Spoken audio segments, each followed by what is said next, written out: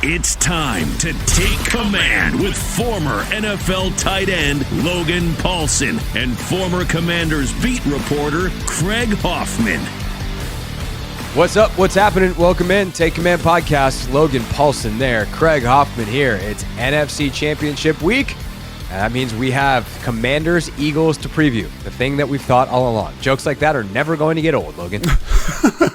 Yeah, absolutely. Never going to get old. So here we are talking about the Eagles again for the third time. And we're going to try and bring some new spicy takes on the Eagles as we go. So Yep. Two teams that have gotten here by doing essentially what they do. What new information could we uncover? I don't know. Let's find out over the next 45 minutes to an hour.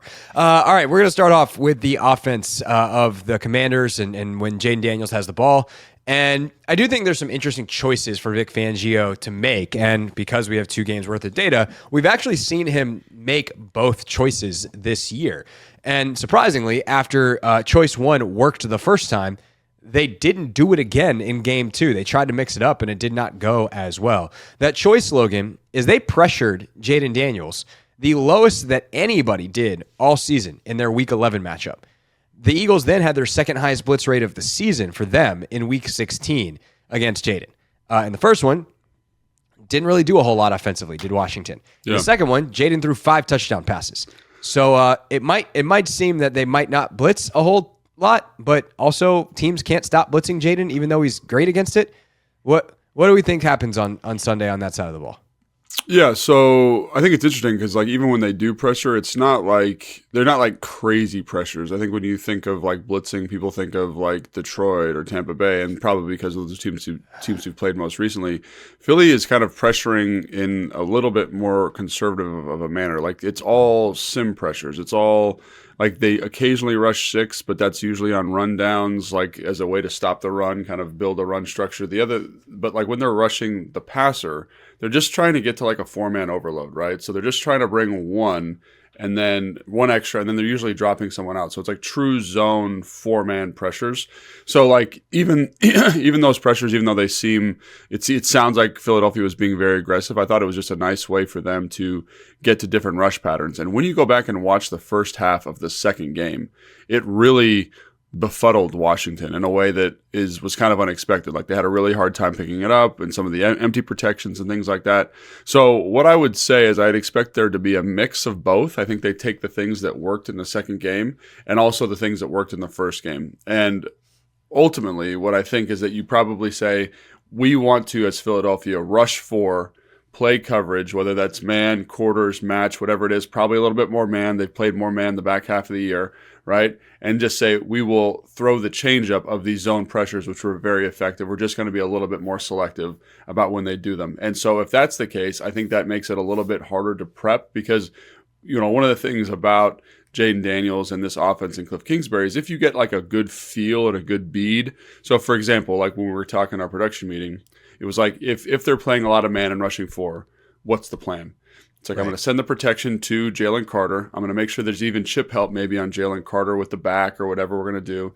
I'm going to kind of say the tackles, you're on your own. We're going to really focus on him as someone we need to protect. And then I'm going to run a lot of man-beating concepts that get the ball out quickly, right? However, if they start bringing some of this sim, 4-man rush, 4-man overload pressure, that we're going to play a little bit more zone behind it, that becomes a little bit more complicated to do. And so I think you'll probably see a mix of both just because I think it's good defense. Take what worked well. Don't overexpose yourself, right? Because I think that's something we were talking about is maybe they overexposed themselves in the second matchup while also bringing that conservative, solid approach that you had in the first one. So the Eagles have gotten pressure on over half of their blitzes against Daniels this season, 52.4%, but came away with just 1 sack. So despite the pressure, Daniels has taken advantage of the less coverage defenders by completing 11 of 17 passes against the blitz for 193 yards and 3 touchdowns per next-gen stats. So I think the thing with him, the more I think about it, the more I watch, the more I talk to people, is he just has like a supernatural spatial awareness. Mm-hmm. And it's not necessarily that he's and I'm not saying this verbatim, like this is how he processes it, but this is kind of how I watch it, right? Mm-hmm. It's not even that he's like reading the coverage. It's just like, oh, there's space. Like he just has an ability to see space as a runner and certainly as a passer where it's like, oh, that blitzer's coming. There's space behind. I know my route concept. I'm about to have a guy sit down right there. I'm going to fire the ball to him. And he just seems to have like a supernatural awareness of where, almost like he has a heat map of the field and he can see where the gaps are. And when you take defenders out of coverage, then he can find that extra space with a regularity that's, amongst the best in the NFL, period. Nevertheless, for a rookie, nevertheless, for a guy who can also hurt you with his legs. So I think that's the conundrum is, in week 1, they just didn't do that. Or week 11, I should say, they didn't do that. 12.5% blitz rate. So they had 7 in coverage all the time. And in week 16, 35%. And that's just too many opportunities for him, man or zone, to find where that extra space is and where he should be distributing the football. Yeah, and it's funny when you look at the second matchup, I actually thought the Philadelphia Eagles defense did a good job outside of like 4 plays. I remember there's the explosive play to Diami, there's the explosive play to Terry, there's the explosive play to OZ. And those things are traditionally not stuff that the Philadelphia Eagles defense gives up. But like one of the things that happened in that game is Jayden Daniels would break the pocket or extend or mess up the timing with the type of arc that he was putting on the football. I think we talked about that in the review show. Like he's putting these balls out there, like with tremendous arc, tremendous timing, letting the receivers run under it. And I just wonder how repeatable that is. And I wonder if you're Vic Fangio, are you worried about that? Or are you just like saying like, he's not going to do this again? Because again, those are relatively low percentage throws. Like there's a ton of variance in those kind of deep down the field shots. A lot of defenses kind of encourage you to take those shots because they are so low percentage. And then you say like, well, he got the explosive play to OZ where he broke contain and they had 12 men on the field. They ran the man coverage player off the field that had OZ and it led to an explosive play. So I kind of wonder if they kind of say like that's the anomaly in this and we just got to do what we do well, kind of what you're saying, and just stick with the things that we did so well in the week 11 matchup. Because again, this defense is very, very good. And, they are a little bit banged up in the secondary. Quinyon Mitchell's on the injury report this week, so that'll be interesting if they feel like they have to be more aggressive if he's out of the lineup. But, again, like they just do so much well, the Philadelphia defense, that I'm kind of like maybe that was an anomaly from an offensive performance for Washington, and they just kind of say, hey, we're going to throw the fastball right down the middle and see if you can hit it. I definitely think that's possible. I mean, Vic Fangio's been one of the best DCs in this league for a long, long time. And if he's like, I trust my stuff, I'm going to do it, especially with the talent he's got, I think it's hard to argue. The problem is there's a next-gen stat for this too. Daniel's completing 52.2% of his passes when targeting vertical routes this season, 5th highest in the NFL, highest mark by a rookie since 2018.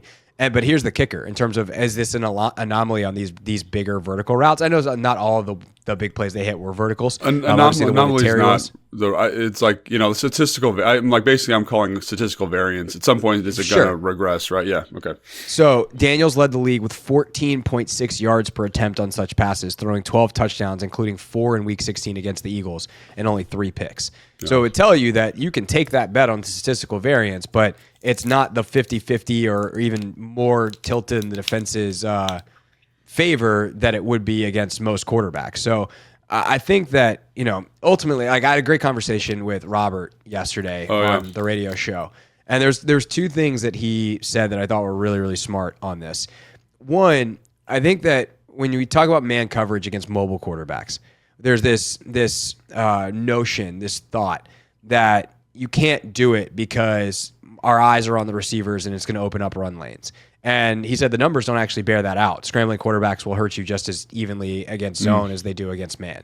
So the idea that like we can't play man against Jayden Daniels is silly because of that reason. Now maybe there's other reasons you don't want to. The numbers would say that's actually incorrect, that he'll destroy zones at a much higher rate.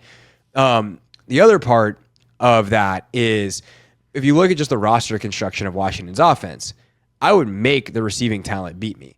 And maybe that's a more difficult proposition now that De'Ami Brown has discovered a new level. But I would, if I was Philly, I would be willing to take that bet and challenge that. Jameson is very skilled in a very specific set of things, but OZ, same thing. But these guys are not the best receivers in football who crush man-to-man coverage. They're great zone receivers who have a good feel, can get down, find the space, make guys miss after the catch. But you got to get open first against man. And so I just tend to think that they should lean maybe the heaviest. They've been playing a lot more man second half of the season, it's including like 60%, right, or something like that. It's like that quarter's match has gone straight man. in a lot of situations. And so it's something they're comfortable doing. It has been the Achilles heel of Washington's offense. Last week against Detroit, just a 41% success rate on dropbacks where it's 4 or 5 man pressures and man coverage on the back end. Like, I think you kind of have to make them beat you that way. And then it comes to the question of, can Jayden do it? And I think he can, but it's the hardest way for him to play. Yeah, it's interesting because, like, I think back to, again, I've referenced this before, but Pittsburgh played them that way, and it's not like he wasn't seeing it effectively. It's the throws were just a touch off. You know what I mean? They're just a touch off, and that was kind of with the rib injury. And then you look at the Philly game, and again, the rib injury is still a common thread here. But like, he was seeing it well. The throws were into such tight windows. Then you look at the third game with Philly. So I'm kind of looking at these 3 games as case studies. And in the first half, I actually thought, man, like, that's a really good throw on a tight window dig with a man coverage player. It wasn't man, but like, he's matching the dig. It's a tight window throw, and the ball gets dropped. Or here's a slant, tight window, ball gets dropped. And so there is an element to, like, he sees it okay, but the ball just isn't completed at a super high percentage the way it is in these other coverage structures that you're seeing. So I think maybe that's the point here and it's not only, this is the other thing I think you brought up a good point. Like, you want him to play man coverage. And again, the Washington receivers aren't the best at consistently beating man coverage. Like, they're a good group. They've punched above their weight class. Terry McLaurin's done a great job. Diami's resurgence is amazing, all those things. But I also think the thing about Philly that makes them so effective is the rush coupled with the coverage is something that is very unique to them. They've got a lot of guys that can win one-on-ones. Williams and Carter on the interior do a great job when you watch them. They push the pocket at a really high level. Nolan Smith's playing a lot better. Sweat's playing well. The Jalix Hunt, I think is the guy's name, number 58 for them, is starting to play better on the perimeter and create consistent pressure. He's kind of this power, strong build rusher. And I'm like, man, that's the thing that becomes problematic is dudes will get open, but the rush has been so consistent for them. Like, they don't really have to blitz. They do sometimes, obviously, but like, that's the thing that makes that defense good. It's like they're the gatekeepers for the coverage. Like, they basically are like, you will not have to cover longer than 1.7 seconds because one of us is going to win. And that shows up pretty consistently when you watch them on film. And it's not, maybe it doesn't show up in pressure rates, but the way they affect the passer is very, very high. And I was talking to Dan Quinn about this at the beginning of the season. He's like, sometimes our pressure rate is different than like the NFL or Pro Football Focus pressure rate because, like, let's say you bull the guard back into the quarterback's lap, like, that's affecting his process in terms of throwing. And we count that as a pressure, even though, like, you're not on the other side of the guard, and that would be technically a pressure by PFF's metric. So I think that's really another story for me that is somewhat compelling. I think the coverage structure is a big deal, but like, again, in the second matchup when they were blitzing a little bit, like, he was finding the open guy. He just couldn't deliver the ball because the rush was so aggressive. And so I think that's, to me, another huge story, especially with Sam Cosmi out. Like, how do you kind of balance all that? Yeah, I think we're going to get to that in 10 seconds. But I think the other thing, too, that's, about Jayden is speeding him up isn't necessarily the best way to get the worst out of him if you're a defense because he sees it so quick. It's almost like, can you slow him down and have him sit back there and get kind of antsy in the pocket and feel like he should be running or he should be having the ball out? That's when he sometimes takes some sacks or, gets a little greedy. So I think that's something to watch too. With like, how much do they aggressively rush and how much do they mush rush with 4 or with more? Well, it's like the second interception that he had against Philly, right? He gets flushed, he's holding on the ball, he's trying to make a play, throws the ball late over the middle of the field, and he doesn't do that a lot, right? He's been very, very good about not turning the football over, but he is a human being and he does make mistakes, and I felt like that was a good example of where it's like, they kind of, it wasn't a mush rush necessarily, but they kind of flushed him from the pocket. He's trying to make a play, makes a bad decision. So I think that's another element too, is like, what kind of game flow is this going to be for the offense? And can you be a little bit more conservative? Do you see some more punts in this game than we have from Dan Quinn? Because the Philly offense doesn't really put the screws to you the same way Detroit does. They're a little bit, it's a slower paced game. It's like, it's a very 1980s style of football. It's like, we're going to play great defense, and they consistently play great defense, and we're going to run the ball.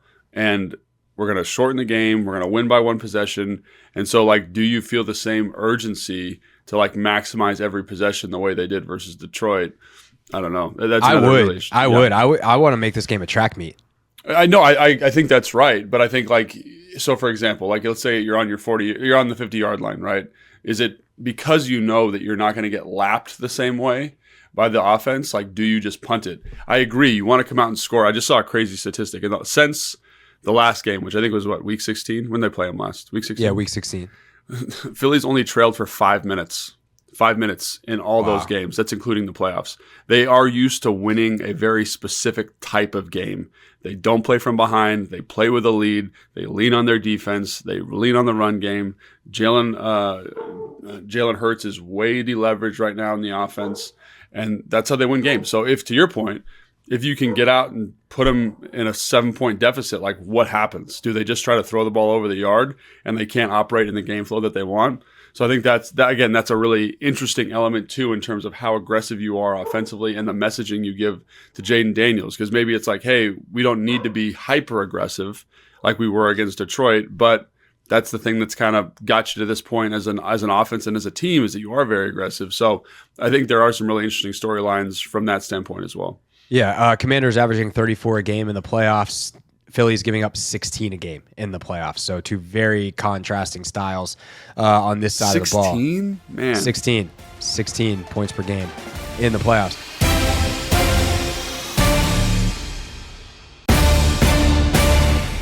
So we mentioned the offensive line. No Sam Cosmi, huge bummer. Sucks so much for Sam, who's been such a great player for this team through a bunch of bad years, and now was having a great year this year as he continued on with Washington. And obviously, thank God he got the extension on a personal level. Gets that money.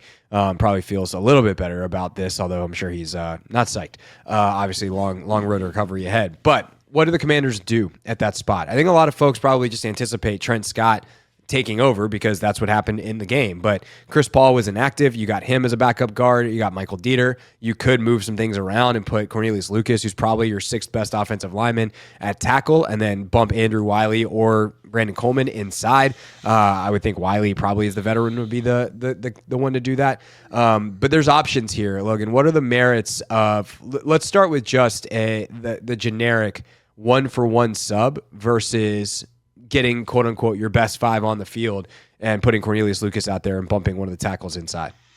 Yeah, I think this is the 1-for-1 sub thing's interesting because, again, it's you're just moving one piece. So all the 4 other elements kind of stay the same. So, I know Chris Paul's made it into the discussion in some circles. If Chris Paul or Trent Scott were to play guard, you're only moving one piece. So Wiley stays the same. All his rules stay the same. His pass protection rules stay the same.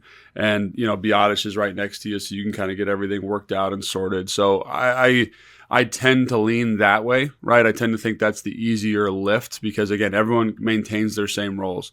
Corn is the swing tackle, Trent or whoever is in there, and then you have the swing guy back up all the spots. So there's not a really dramatic shift in roles and positions. And I think that's what a lot of coaches tend to do.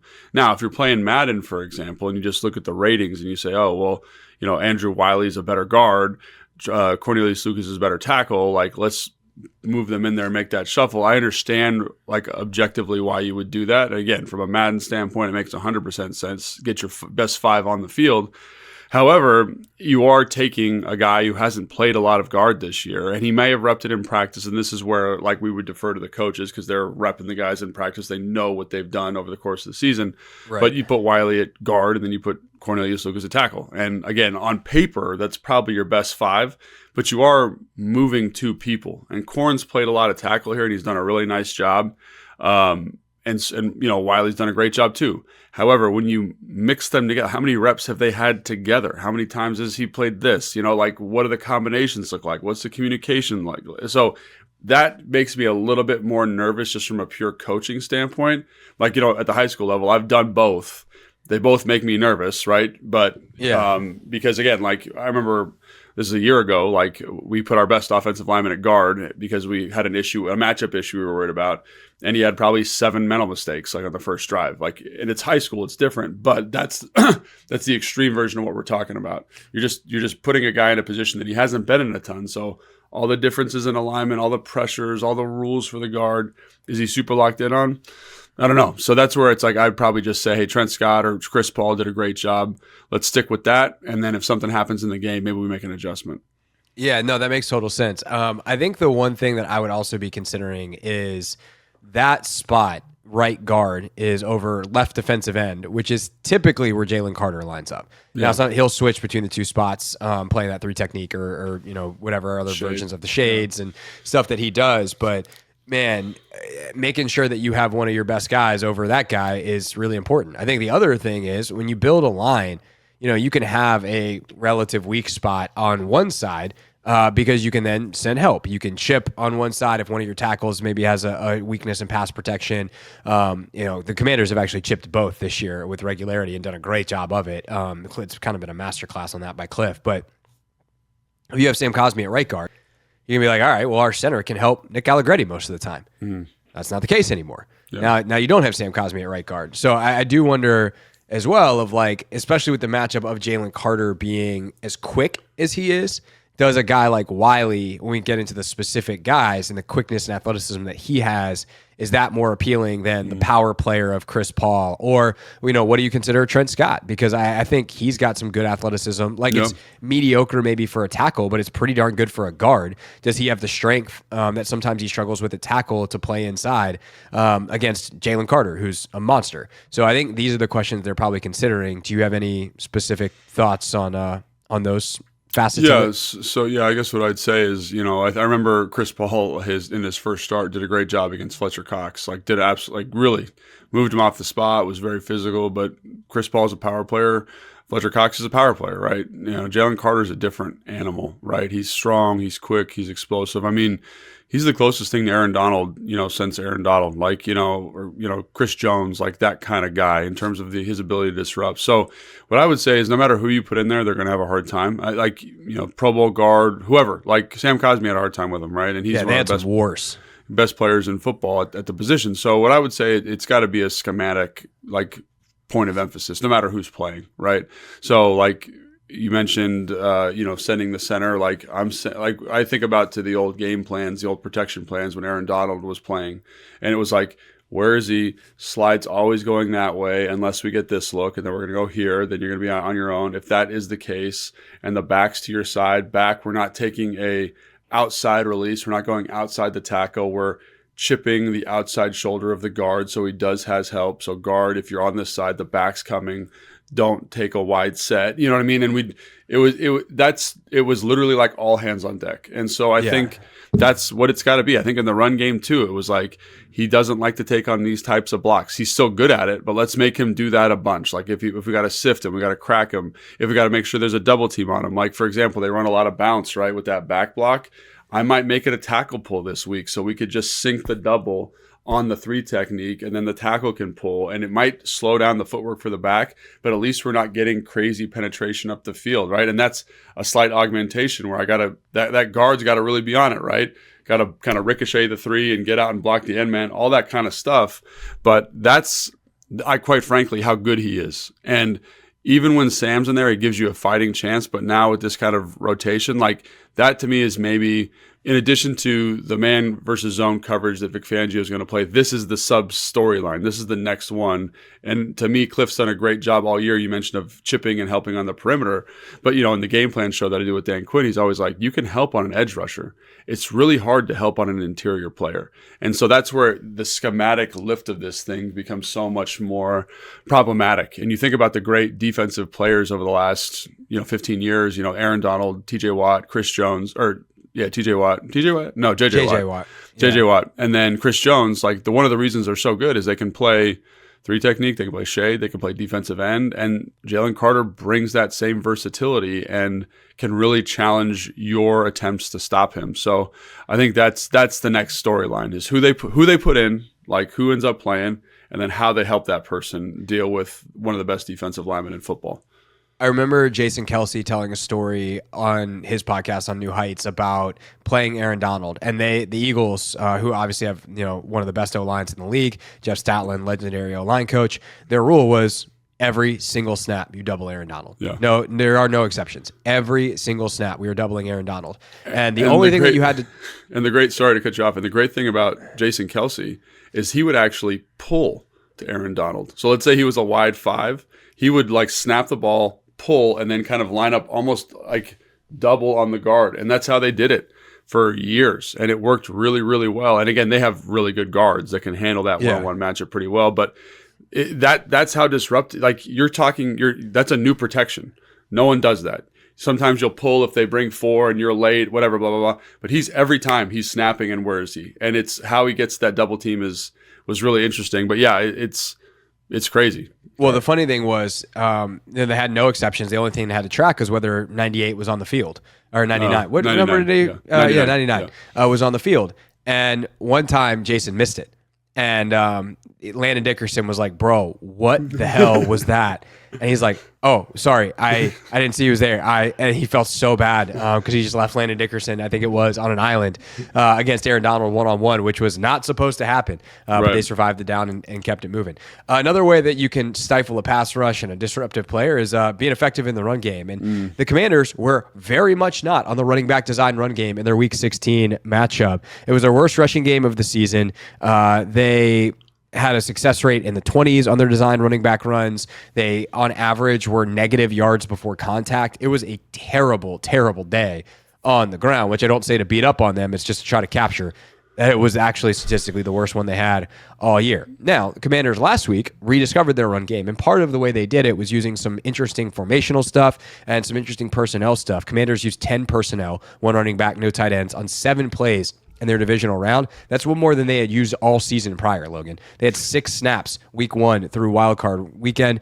They had 7 in 10 personnel last week, including design runs on 6 of those 7 plays, resulting in 63 yards and 2 explosive gains. So is there something that you can do if you're Cliff with personnel and or formation that can maybe help the run game this week? And try to have some success to supplement Jayden Daniels and give Jalen Carter and friends some more to think about. Yeah. So one thing is I feel like that 10 personnel came when Zach was out getting evaluated for a concussion. I think all 7 of the snaps came when Zach was out. And that makes sense, right? Because Zach's basically like, he's got that receiving skill set. We want to make sure we keep that flexibility for the pass catchers on the field. So again, if something happens to Zach, I see them getting in that 10 personnel quite a bit. I think so. This is I'm really glad you brought this up, because this is a really interesting kind of X's and O's element to what makes Philly good. So one of the things about Detroit is they do a good job of kind of getting in, like when I'm in the wide bunch, they like apex the linebacker, blah, blah, blah. And you'll see Philly do something similar. Like Vic Fangio, like one of the things he does, he always wants to be plus in coverage, right? And, you know, Alabama does this a ton, and Nick Saban's well renowned for this. And like, this is like the new wave of defense, all that kind of stuff. The thing is, the front for the Eagles is so good in one-on-one situations that you can get away with it if you're them. And like you think about in those games that we just talked about, the last game, for example, it's not like they're playing, you know, crazy 8-man box and this guy's fitting the run. It's like you got Williams, Davis, Carter, and Davis is just eating double teams. He's not moving off the spot. He's taking 2 defenders. They can't get to the linebacker. And by the way, he got hurt in that game. And the that's right. success in Week 16 was definitely a little bit better after. That's right. After he left the game, right? And again, like that's like, you know, you can talk about his value at a pick in, what was he, 11 or 16, wherever he was in the draft, but you know, like his value to the defense is palpable. You can see it, right? Because he can hold the point. Williams is a great penetrator. He splits double teams at a high level. That frees up Zach Bond to just basically run and get to the football. So it's a different animal than it was versus Detroit, where I felt really comfortable about all the offensive linemen in one-on-one or in double team situations. This is different. You can get in a 6-man surface, and it can be 6 versus 6 plus the back. Usually that favors the offense. And consistently, we talked about what they do as pass rushers, but consistently they win that matchup. And that's where it's like, you really got to get in the pen and be like, how do we, again, they had some success with whams and traps, but I've gushed over Zach Bond all year. Like, I have not seen a better linebacker in probably 3 years of covering the team. He reminds me a lot of like Luke Kuechly in terms of like his speed. Again, there's an intellectual element that's still developing for him, but his speed and because this is his first year playing inside linebacker. Correct. Insane. Correct. But his speed to the ball is tremendous, right? And he's covered up, so he can be fast to the football, and he gives them a ton of flexibility. And his ability to get from a box like in the box as a run fit player to underneath the deep dig is just incredible. So they're just much better in the front. Like, and it's going to present some issues. So you can spread them out, you can find those one-on-ones, but it's not going to hit quite the same way because you've got these guys on the interior. Then you've got good edge players. Like people look at Nolan Smith, they think he's a small player. He sets tremendous vertical edges in the run game. He is strong as an ox, really, for being 240 pounds. Like he snaps people's heads back. And so they've got all these guys that can rush the passer, and it's really a testament to their roster construction. They've just found dudes that can do both at a very high level and are very disruptive, and it lets them play these coverage structures and not really worry about the run. I made this analogy, like I was talking to Sam Fortier. It's like they're the bouncers. Like that front four, they're the bouncer, and they let everything else, like in the club, the coverage structure, like operate the way it needs to operate. So from a run standpoint, they handle it. From a pass rush standpoint, they handle it. And the coverage can be what it wants to be, and it gives Vic Fangio this tremendous flexibility. And that's where it's not going to be the same. It's going to be tough sledding, and you got to be a little bit creative with the run design, I think. Yeah, they ran that beautiful QB trap the first time around. Yes. Can they get some of the quarterback stuff going? Can they find something? I think, so I actually went back and watched it didn't take very long, every single 10-plus yard run the Eagles gave up this year. They gave up only 45 of them. One of them was a fake punt, so that doesn't count. That's a 44. That's 44. A couple of Lamar scrambles in there. We're talking about like 40-ish runs. And I will say, well, 3 of them also were on the first drive of the season they had against Green Bay, which is hilarious, including a 33-yard touchdown reverse by Jayden Reed. But I think the one common thread amongst them was when they were in 4-down structures. So can you get them out of their base defense? Yeah, can you get it with 4 down? And then there was at least a couple that I remember that are over Josh Sweat. And he's such a penetrator. Sometimes he'll take himself out of the play. So can you use some of this aggressive, penetrating tactics that they have against them? They obviously did that with some of the traps and whams and things in that second matchup. But all in all, it is really, really hard to run on this team. And getting big, explosive plays like they got last time doesn't seem like it's in the cards. But maybe they can get the screen game going with some of these formations or something like that, because you're going to have to find it some way, somehow to make this the track meet that you want to if you're Cliff Kingsbury.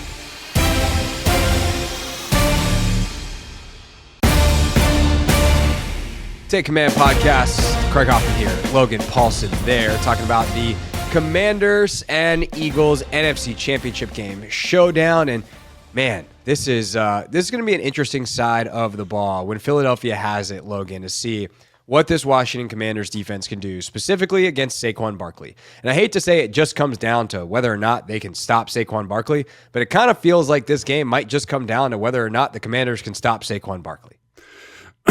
Yes, and it does feel a little bit derivative, a little bit oversimplified. You know me, I like to make everything super complicated, but it does really feel like when you look at the Philadelphia Eagles offense over the last couple of weeks, like Jalen Hurts hasn't been playing great. It's not like he's playing bad, but he's definitely not elevating the offense the way he was. And I think that was 2022. Was that when they went to the Super Bowl, right? Yeah. He's playing like at an MVP caliber level, and he looks like that guy. He's not playing that same way. Like when you watch the Green Bay game, like he makes some nice throws, but it's all kind of flat. There's nothing really down the field. The chemistry with A.J. Brown seems off. He's taking a lot of sacks that he shouldn't take, right? It's just there's something off. Like he's not seeing it super well. And so really the explosive elements of their offense come from their offensive line, their tight ends, and the running back. And obviously everyone's well familiarized with Saquon and what he can do. And so he's the one that's turned the games the last 3 or 4 games that they've played. He's really been the difference maker. And again, that's why you bring in that special talent. We saw it last week with Jahmyr Gibbs. We saw it in San Francisco with Christian McCaffrey, how a great runner behind a good offensive line really just takes your offense to a totally different level. And this guy's a great runner behind a great offensive line. And again, this is I'm gonna like kind of put my scouting hat on. Like he's not a great consistent like down to down, like there's better down to down runners, you know what I mean? Like you think about, I don't know, like Bijan Robinson or Derrick Henry's more consistent. David Montgomery's probably more consistent down to down in terms of making a badly blocked run into a positive gain. But all of that kind of nuance and subtlety is totally erased because he's the most explosive runner in football right now. I just heard a crazy statistic on the Mina Kimes show. He accounts for 20% of the NFL's explosive runs. 20% Saquon Barkley, right? I think there's been like, I forget the exact statistic, but it's like there's 8 runs over 60 yards this year. He accounts for 7 of them. Like, he's just a stick of dynamite in the backfield. And we knew that when he was coming out of Penn State, and it's great to see him have this level of production. But like, really, that's what it comes down to. So to me, like, my oversimplified version of this is like, play an 8-man box, play cover 3, play some type of man, and just be like, Jalen Hurts, we dare you. Like, we dare you to beat us. Or, Coach Moore, like, call something different, because we are not going to let him be the difference maker. The problem is they're going to give it to him 25 to 35 times in the game. So can you be that consistent? And we've seen this team do some pretty impressive stuff, specifically in this playoff run. Like, I think about the way they played Tampa Bay, the way they played Bucky Irving, how physical they were in the front. They've shown an ability to do it. The second half of the Philly game, like I went back and watched it. I was like, man, these guys are playing great run defense, really fantastic run defense. But can you do it for 4 quarters? And obviously they haven't really put it together that way. And no one's been able to stop him for 4 quarters. And I give a lot of credit to, again, their personnel department. They found just mammoths of human beings. You go down the line, Jordan Mailata's every bit of 380. Landon Dickerson's like 350. Cam Jurgens is obviously undersigned, but Mekhi Becton is 375. And then Lane Johnson's maybe the top 3 offensive linemen in football, and he's 320. They just wear you out. And versus a front like Washington that's a little undersized, little, like good athletes, all that kind of stuff, like that to me is the biggest concern, because they're going to lean on you. You'll beat him a couple times. You'll give up some negative runs, because he'll take a negative run, Saquon, now. But you can't do it for 4 quarters. And eventually, like, he'll hit a big one and his rushing efficiency totally changes. So that's the story to me, is can you keep him in the box? For sure. And I think a couple of things off of that. First of all, just more illuminating on the explosive nature and how unique he is. He had 11 runs this year where he hit 20 miles an hour. Yeah. Next closest guy is 5. Yeah. More than double. It's Derrick Henry. By the way, you know who led the NFL in 15 mile an hour plus runs this year? I don't know. Jayden Daniels. Oh, look at that guy. Yeah, just was doing the little sort by column deal, and I was like, oh, look who's at the top of this column. That would be Jayden Daniels, Saquon's 3rd. But Saquon, 11 rushes of over 20 miles per hour, and he is by far and away the leader in the league in that. I think the other thing that's really interesting, and I thought they did a good job on the broadcast of talking about this a little bit last week, and some other of the podcasts I listened to, I think it was Mays and Klassen talked about this on their show, is a lot of teams, when they're trying to stop a running back, we're like, we got to crowd the line, like we got to get bodies up there, like we got to be instant. And that is a double-edged sword against Saquon, because if you bring your second level down to the first level, and your first level now it just gets blocked up, there's no one there on the second level. So when you think of all the different options that Washington has with how they deploy their nickel personnel, which is what they're in the most, right? And where they can put Chin in terms of an 8th man in the box, whether it is the odd fronts that they use with Luvu and Fowler on the edge. Are there any of those that are particularly good ideas, or potentially even particularly bad ideas because of the risk factor of not having guys deeper on the field, which sounds counterintuitive to stopping the run, but might be the best way to stop Saquon, because he is so explosive, and if there is room for him to get out, that is actually more dangerous than him just getting to the line of scrimmage in the first place. Yeah, and I don't think there's like a right answer to this, but what I will say is Washington seems to be a little bit better when they're in their odd front, just a little bit better. I do think they are better when they have their bigger bodies in. I think we talked a little bit about Daron Payne playing defensive end. I keep wanting to call him Christian Holmes, but I know that's not right. Holmes, number 96. Jalen Holmes, yes. He does a great job setting an edge and playing with length, and can match up with these tackles really well. I think you see Jazan playing a little bit better versus the run. Daron and John, that's been really nice to have them both back, because they've done a great job. Sheldon Day actually was dominant in the second Philadelphia game, the one at home. He really did a fantastic job, and we haven't seen that same level of consistency from him, but it's obviously in the bag. So the thing that I noticed that Washington did much better in the second half of the first game is they got a little bit tighter to the line of scrimmage, and I'm saying like linebacker depth, right? You're not fitting from like a quarters position 12 yards off. And they did a really good job of gap control. And that to me is when you watch Saquon, it's you got to control your gap. And I know for all you high school coaches out there, like that's day one stuff. But like when you watch him versus Green Bay, like they're running a duo. It's like the 5th play of the game or something like that.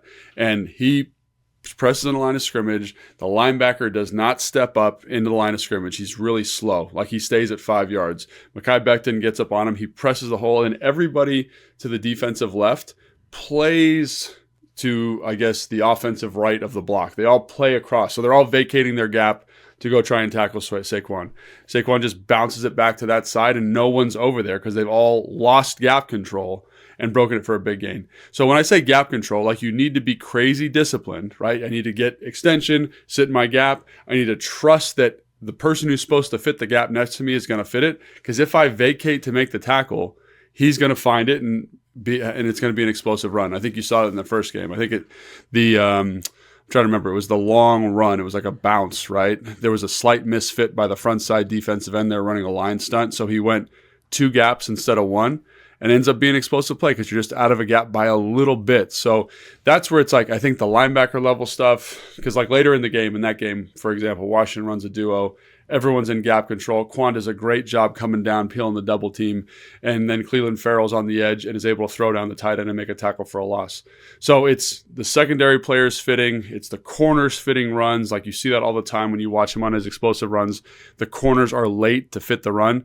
Because, like on duo is a great example of this. Like everything that the runner is supposed to do or the defense is designed to do, the offense is designing to do is to get them to the corner. And if the corner's slow to the fit, like he's going to break it for an explosive gain. So it's really, you say this all the time, it takes 11 guys doing exactly what they're supposed to do in the defense that's called. And the problem that you see when you guys break and bust these long runs is like, for example, on the one that the defensive end misfitted in the second game where Saquon has that long explosive run. Mike Sanderstill is supposed to be the fit. He's supposed to come down and fit because the receiver has now cracked the safety. He's got to come down and be the D-gap run defender. He thinks it's a pass. So he's running across with the cracker like it's a pass, and Saquon breaks out. So it becomes hard for those secondary guys because they are of two minds, right? It's like I have to be in the run fit, but also I've got A.J. Brown and Devontae Smith out here, and I got to make sure I handle that. So it's hard. It's hard to do it for 4 quarters versus an offense like this versus a player like this. And so it's really like it's got to be a point of emphasis, and you just got to hope you're tackling well and you've got great gap control and you're aggressive to your run fit. And that comes with consequences as well. Easy said, hard done. Yeah. Dan had a great quote on Wednesday, Dan Quinn. He was just like, we can't get bored with doing the simple stuff. Like we have to be just laser focused discipline on the gap control and all that kind of stuff. I pulled up the next gen stats insights for the Eagles here, and the first 4 across are just all Saquon being historically great and specifically historically great against the Commanders. And I don't feel like I need to read these because he's been very good against Washington, and he's been unbelievable this season. So hopefully they can turn the tide on Sunday if they can force Jaylen to be a passer a little bit, whether that's by game script, whether that's looks that they throw. Just, hey, we're going to put 8 in the box and we're going to dare you to throw it. And typically Jaylen will say, okay, well, if you're going to play one-on-one on the outside on A.J. Brown and Devontae Smith, then we're gonna go. By the way, it's worth mentioning that as we record this Thursday morning, Dallas Goedert was out of Wednesday's practice, so there's definitely a chance he would miss Sunday. That's a big weapon for them, and we see what he's been able to do after the catch, especially that sick run he had in the Green Bay game. But I think one of the other things to watch here is how Joe deploys the secondary. Is he in man? Is he in zone? Is Sainer still just the right corner or the left cornerback and Lattimore on the right? Do they shadow again with Lattimore and A.J. Brown like they did in the first matchup where Marshawn was on the wrong end of some bad flags? I think this is they've got some interesting choices to make there. And I don't know what the best one is. That's probably why it's their job, not mine. I just ask the questions. They have to ultimately come up with the answers. Logan, your job on this show is to fake the answers. Not fake, to anticipate the answers the best that you can. On the man zone parts of it, but also how that helps the run game. Because I would imagine if you're playing zone, that means your eyes are in the backfield. Like, hey, I'm chasing this guy in man coverage. Oh crap, I was supposed to be in the D gap. It's not going to happen as often in zone. So that seems like it might potentially be a relevant plot point. But then also any strong feelings on whether you have Marshawn shadow AJ again? I think you probably do. I think, maybe it's not as much as you did in the first game, but I think that's definitely part of it. And one of the reasons you feel comfortable about that is just because of how inefficient the passing game is. Like, it was always a little bit nervous with the Mike Adams. Yeah, like game against Tampa Bay, like, because you're like, oh, what's going on here? Like, they throw the ball a lot. They're pretty good at it. Like, ooh. So in this game, you kind of say, like, they're not great at it. They're going to take a couple of shots, but we can live with those couple of shots. You're not going to see the same kind of volume. And I do think he matches up pretty well with bigger guys. And I think he's looking like he's getting his legs under him a little bit better each week that he's healthy. And I don't think you do it all the time, but I think it's a nice changeup. And I think when you have a guy who, again, there's no such thing as a lockdown corner anymore, but a guy that has that physical skill set to match up and lets you do some different stuff to the front side of their coverage. Like, if we're going to lock the backside, you don't love it, but at least we feel better about him on AJ Brown. And we can play maybe a kind of a match zone thing to the front side where we can be a little bit more aggressive to our run fits. If it gives you that flexibility, I think you should absolutely do it. I think you'll see, and again, it'll probably be a little bit of that, be a little bit more zone. And again, I think Joe Wood at his core wants to be a man coverage blitzing team. So I think you get back to that as opposed to what you saw last week. But again, you're walking a really thin line here in terms of stopping the run, playing consistent and good coverage, and I think that's going to be really compelling. And I do think one of the things about Marshawn Lattimore that's probably underrated is his physicality when it comes to taking on receivers and taking on blocks, especially near and around the line of scrimmage. So I think that's going to be an advantage for sure. But again, mix of both. And the thing that I always have a hard time with when I'm talking defense and watching defense is I don't understand how you do both well, how you play good coverage and you play the run well. And you see, we talked about Philadelphia and how they do it straight with personnel. But schematically, like, because of your eye discipline, because of what you're looking at, because of your keys, especially in some of these more spread out formations, it becomes tough. And I think when you watch the LA game, they're in a defensive structure that is very good from a coverage standpoint, a little bit lacking from a sound run game standpoint. You don't love the matchups, and obviously you see the result, which is a 60-yard touchdown run by Saquon. So that's where I think you really got to earn your paycheck this week if you're Joe Wood Jr. For sure. I would load the box and tell him to go for it. He's not throwing deep right now. This is a crazy stat I just scrolled down to. Hurts has targeted vertical route on just 4 of 41 passes across 2 playoff games this season. That's a 9.8% vertical target rate. His in the regular season was 15.5%. Ironically, Jared Goff was the guy who recorded the lowest vertical target rate in the NFL during the regular season. Wouldn't have guessed that. But they have so many like crossers and things that are big for them. But it was 12.2%. So it would be last in the NFL by a significant margin in terms of how often he's throwing vertical routes. So these go balls on the outside and these comebacks on the outside, he's just not throwing them as much. And he's actually faced 11. He's only faced 11 snaps of man coverage so far in the playoffs. Oh, really? He's 3 for 3 to Dallas Goedert with 65 yards and a touchdown. He's 0 of 8 to everyone else. So something to think about for sure. And it seems like that, whether it's coming off the concussion, whether it's the knee ankle thing that he had, he doesn't seem right. And I would probably lean into that. And if Jalen Hurts beats me, I'm going to tip my hat and say, good luck in the Super Bowl, young man. Mm-hmm. But I'm not getting beat by 26 if I can at all help it. The problem is sometimes you can't really help what 26 does. Yeah, I think that's the thing is it's like you don't want to be like, we're not talking bad about Jalen Hurts. It's just like, it's the facts. Like, he's taken too many sacks. He's not great throwing the football right now. And so when you look at the more dangerous element of this offense, it's definitely the run game. And if you can limit it, like, and it's also the lower risk element. I think that was the thing that like Mina and Dominique talked about on their show that was great. Was like, if most offenses to get explosive plays are everything. So it's like, well, why don't guys just throw deep all the time? Well, because it's extremely high risk. Like the success rate is low. The potential for turnovers is higher than it is on other stuff. Yeah. And so the most conservative thing you can do is just hand the ball off. And if the most conservative thing you can do in terms of downside is also your highest potential upside, that's why the Philadelphia Eagles run it 30 times a game. Yeah. No, that's absolutely right. It's 100% right. And so, and again, I look at Jalen Hurts, and like he had 140 yards passing last week and took 60 yards of sacks. Like that's just not a very potent element of their offense right now. So stop the run. Stop the run. Stop Jalen as a runner. Again, he's a little bit banged up. Didn't look the same in the second half after his knee thing happened. So again, like it's more complicated than this because you do have to respect what they can do throwing the football. They have AJ Brown, they have Devontae Smith, they have Dallas Goedert, they have explosive playmakers in the offense. You have to respect it. They just haven't accessed it very well recently. And I will say this about Nick Sirianni. He does seem to be the most narrative-driven coach in the NFL. So when he hears people saying, oh, they can't throw the football, he comes out and he's like, we're going to throw the football. You know what I mean? And come on, that might be a good thing. Hey, like Nick. that might Nick. be good. You can't throw the football. I dare you.